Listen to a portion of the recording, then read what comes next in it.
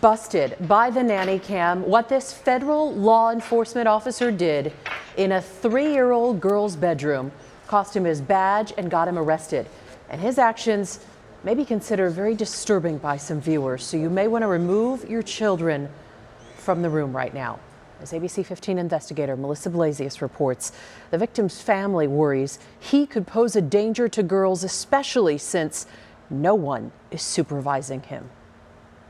In north central Phoenix, the family's home was for sale, and Deputy U.S. Marshal David Timothy Moon was a potential buyer last May. While the real estate agent was somewhere else in the house, Moon went inside the little girl's bedroom. He focused on the laundry hamper in the corner. He digs around. He's not looking for just any item. He's looking for a very specific item. He's after the girl's panties. He holds them, puts them close to his face, appearing to smell them.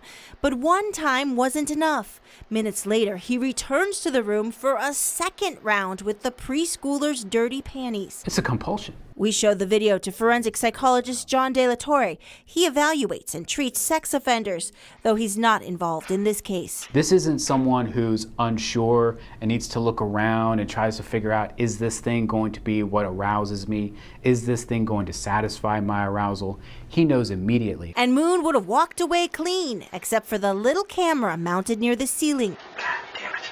The security camera, like this one up here, is motion activated. It sent an alert to the girl's father, who watched the footage. He was terrified by what he saw and called police. What if he comes back? What if he tries to hurt us or our daughter? What if he loses his job and has nothing else to lose? David Moon spent 24 years with the Marshal Service in multiple states. They fired him after hearing these allegations. Moon was not supervised by Arizona's U.S. Marshal. He reported directly to D.C.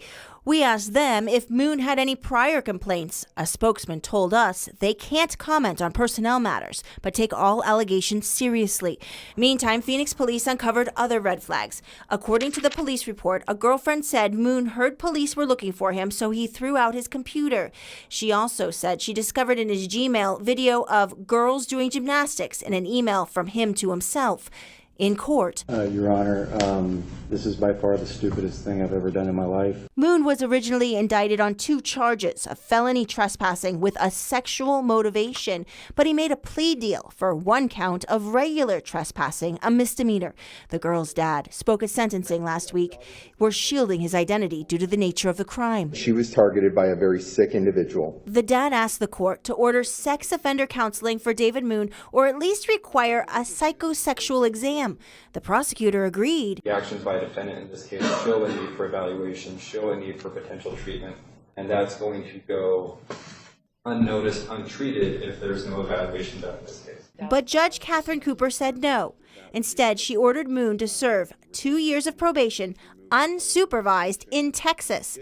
That's where the former deputy marshal is now living. No check-ins with a probation officer and no sex offender testing or therapy. The court feels that to impose sex offender terms in addition to the terms of the plea would be to essentially unwrite the plea. Judge Cooper did acknowledge the family's concerns. It can seem unfair, it can seem like it's not enough. But she also listened to mitigating factors. Moon's lack of prior crimes, his military experience, his work as a deputy marshal. The court believes that he is sincere in his remorse. Sorry, not going to comment about the case. Moon's attorney did not want to answer our questions. And Dr. De La Torre says it's not unusual for cases like these to end in plea deals that don't reflect the true nature of the crime. While the behavior that he demonstrates is sexually deviant, there's concern that there's not enough for maybe a jury to say he's a sex offender. While there are limitations in the criminal justice system, David Moon would have remained a trusted community protector if it had not been for this little girl's alert dad.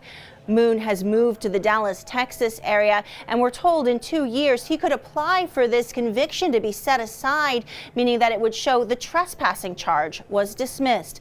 I'm investigator Melissa Blasius, ABC 15 Arizona.